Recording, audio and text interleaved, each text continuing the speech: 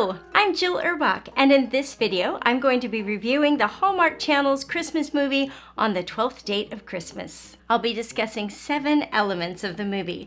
The meet cute, I'll go through my Hallmark Christmas movie checklist. So if you have your copy, go ahead and pull it out and we can compare notes. And if you don't have a copy, you can click a link in the description below and download your own free copy. I'll be discussing my favorite secondary characters, the wardrobe of the movie, a nitpick or two I might have, anything that I feel is especially noteworthy, and finally, where it ranks on my own personal Heartstring Meter. Let's get started. Now here's Hallmark's brief synopsis of the movie. 2 seemingly incompatible game designers team up to create a romantic citywide scavenger hunt themed for the 12 days of Christmas. Sounds fun? Our 2 main actors were Mallory Jansen, who played Jennifer, and Tyler Haynes, who played Aiden. So the character of Jennifer is fairly new to Chicago. She's only been there maybe a year and a half. She's from a small town, really trying to prove herself in the big city. She loves the big city and she's passionate about her job. She's a really good game designer and she works with confidence, but whenever she has to sell herself to anybody who's above her, say to get a promotion, she freezes up. And I think that Mallory Jansen actually does a pretty good and realistic job with this character. Aiden has been at the game design company for a long time. He's good at his job as well, but he's more of a lone wolf kind of guy. Like, okay, if I'm partnered with you, we'll go off, we'll work separately, we'll come together, share ideas, go back and work on our own. He wants the same promotion that Jennifer wants. Aiden Haynes, I think, does a really good job with this character, establishing him as a good guy. I mean, it helps that they have the home scenes that show that he's a really good uncle and a really good brother, but in the workplace, when he's pretty blunt about just wanting to work on his own and not work with Jennifer, I think it would be easy for an actor to come across as a bit of an a-hole, and nobody wants the heroine to end up with an a-hole. And Tyler Haynes never has that element at all. You still like him, even if you wish he would give her a chance and work together. So, good job, Tyler Haynes. So the meet cute in this movie is different in that the characters already know each other. They work at the same company, but they've never worked together on the same project. And so they're forced to partner up on a project because Aiden's normal partner, Bill, gets called out because his wife is in labor. And I'll talk a little more about Bill later. And Aiden doesn't want to be partnered up. His boss tells him, no, you gotta be a people person, you gotta work with Jennifer. And Aiden's like, I don't like people, I like Bill. So from the very beginning, you've got these 2 people thrust together. They have a goal that they have to attain. They both want to do well on it because they both want the promotion that's kind of the carrot at the end, possibly. And yet he wants no part of working with Jennifer. She, on the other hand, is a collaborator and does her best work when she's working with other people. But she's also not very good at standing up for herself when it's somebody who has more experience than she does. So there's definitely tension there. But what's interesting, and I think realistic about this meet cute, is you have these 2 very attractive people, but it's all about the work. And so we know they're gonna end up together, and we know a relationship's gonna have to build, but we don't really know why. They didn't establish this immediate, oh, you're cute, but I don't wanna work with you. Which was realistic in today's workplace, right? Because that wouldn't go over very well in today's workplace. Okay, time to go through my Hallmark Christmas movie checklist. Now, my checklist is something I developed inspired from some of the submission guidelines on the Hallmark Publishing website, which is geared towards their books, but a lot of those books end up on the movie screen. So we're gonna go through this. It's divided into sections. And the first one is, because this is a big one for Hallmark, they want a snowy locale. And yes, this movie took place in Chicago, definitely a snowy locale. The next section is traditional Christmas activities, and these are more personal ones, like things you would do on your own or just with a couple of other people. Picking out a Christmas tree, check, which was also a really fun scene because Jennifer got a chance to show that she was a self-sufficient woman. So even though she's a beautiful little city girl, she's cutting down her own tree, and that impressed Aiden. Decorating the tree, check. Baking Christmas cookies. Jennifer's a huge baker, and so you definitely see her baking Christmas cookies. There were charming scenes with her grandmother where they were almost baking together, like over FaceTime or something. Sleigh or carriage ride? No. Christmas shopping? No. Wrapping presents? No. opening presents? No. Playing in the snow? No. Family dinner? No. If I missed something that you have checked off on your list, let me know in the comments below. Putting lights on the house? No. Enjoying a cozy hot drink? Yes, they did do that. Cooking and baking together? This one, they actually had a date where they made a bûche de Noël, which is a French kind of a log cake. My husband, who cooks, watched this with me, and they chose the bûche de Noël because they thought that seemed easier than coq au vin. And he was like, what? Coq au vin is so much easier. That's an easy dish to make. But the bûche de Noël, a little more Christmassy. Ice skating. We had an ice skating scene. That was fun. And here's my quiz. What did Jennifer do that impressed Aiden? Her axle. And what did she teach the little niece Emma to do? The bunny hop. Yeah, I was an ice skater when I was little, so I remember the bunny hop. I enjoyed those scenes. Making a gingerbread house. They did not do that, but they did have a bonus activity. Not a traditional Christmas activity, so it's not on this list, but it was a cute scene. They made art together, so that was fun. All right, community events. Carol singing? No. Tree lighting? No. Attending a local Christmas market or craft fair? Yes, they did that. Some sort of a contest? Actually, yeah, the whole game that they were developing was a contest. So that kind of interspersed through the entire plot, but in a different way than your traditional baking contest in a Hallmark movie. Attending church? No. Toy drive? No. Helping the needy? No. Fundraiser? Yes, the Christmas market. Remember, it was a fundraiser for like band at the kids' school. And a dressy holiday event? Yes, at the end. And acceptable elements but not needed. This again from the Hallmark Publishing website.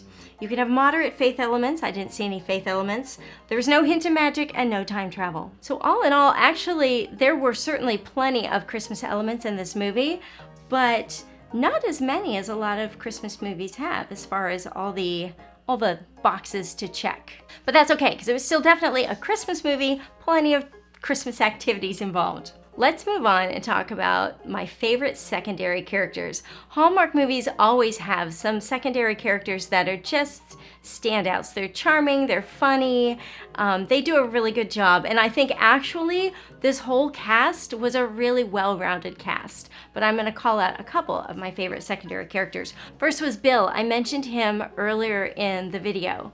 So Bill is Aiden's co-worker, and he's only in one scene. It's at the very beginning, and Aiden and Bill are getting ready for this presentation.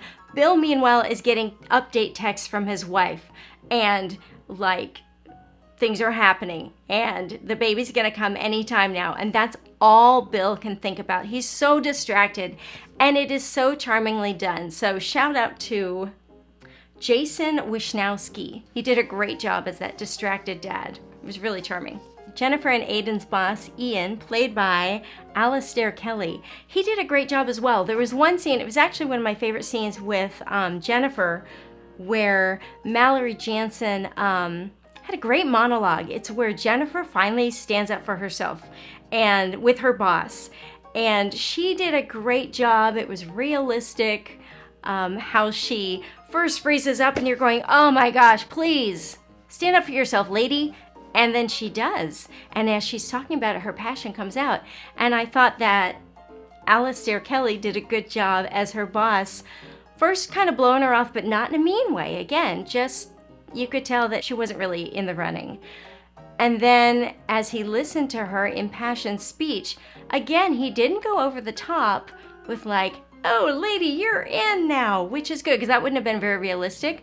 But you could tell he listened, and then, like a boss, didn't give her a whole lot at the end, just moved on, and she didn't really know how her speech was received, but we found out in the end that it made all the difference. Jennifer's friend Wanda, played by Sharissa Richards, I thought she did a great job as the friend. She had a couple moments that I really enjoyed in the movie. One was the decorating the tree scene where Jennifer had invited Aiden to, after cutting out down the tree, to help them decorate. And so they're decorating the tree, and then there's this moment where Jennifer and Wanda look at each other, and you could tell they've set up this signal ahead of time, which again, so true, where Wanda is kind of looking and Jennifer's like, we're good. And so then Wanda does the old, so I got a thing to go to, I'll be out of here. But I enjoyed that they had set up that moment beforehand, because that's how we do it, right, ladies? And then I have to give a shout out to Zoe Fish, who played the little girl Emma. She did a great job being cute and natural without trying too hard. And I think that was a credit to Zoe, and that was also probably credit to the director. Sometimes in movies with children, they're very much like, look how cute I am. Either that or it's the other way, like, look how sassy I am. And as an audience member and a mother, they're both really annoying. So I enjoyed just the simple child engagement in this movie. Let's talk about the wardrobe. Sometimes in years past, Hallmark movies have been kind of hit or miss, more on the miss side. Like they just don't quite make it. But I thought they did a great job in this one. Jennifer's work wardrobe in Chicago, I think, was well done and appropriate. I used to work in downtown Chicago, so I appreciated her clothes. They all looked like something that I would have worn to work. And then Jennifer's dress that she wears at the end of the movie is so modern and elegant. I really, really liked the dress. It doesn't hurt that Mallory Jansen is stunning in an Audrey Hepburn sort of way, but this dress that she wore was totally appropriate to something you would wear to a dressy work event in Chicago. Sleek lines, off the shoulder, sexy without being too sexy. It reminded me of, was it Marilyn Monroe who said your clothes should be tight enough to show you're a woman, but loose enough to show you're a lady? Something like that. I thought Jennifer's dress at the end was perfectly elegant and sexy. All right, I always have a couple nitpicks. So my first one, and this annoys me anytime I see it in a movie, a coffee cup that obviously has nothing in it. So at one point, Aiden comes in to a meeting, hands Jennifer a coffee cup and says, here's some piping hot coffee for you, or something along those lines. And there's so obviously nothing in the cup, like just fill it with some water so we have a little heft. And then of course it's piping hot, right? So she's standing there, there's no sleeve on the cup, and it's just kind of crooked in her hand, so she's not worried about it dripping. It's not too hot on the cup. It was so obviously empty. Now, as to the heat factor, my husband did point out she's a baker, so maybe she has baking hands, which means you've been burned a lot, you're used to hot things, but I'm not buying it. And then at the end, on the roof, when she goes to meet Aiden, she's got this little shawl. Of course, you know, it's a Hallmark movie. We don't want to cover the gorgeous dress. But she would be freezing up there, up on the roof in Chicago in December. I've been there. She'd be miserable. Okay, noteworthy. These are just things I like to point out because I can. I loved the setting in Chicago. Again, I live there. It's one of my favorite cities, so I'm partial to it. But it's such a great city, gives such great locales, and then of course just the way they incorporated that into the storyline I really appreciated. And then I already mentioned this, but it's worth mentioning again, the cast. I thought this was a really solid cast. Nobody was a caricature, they all did a great job, whether their role was, you know, one line or a lead in the film, but great job.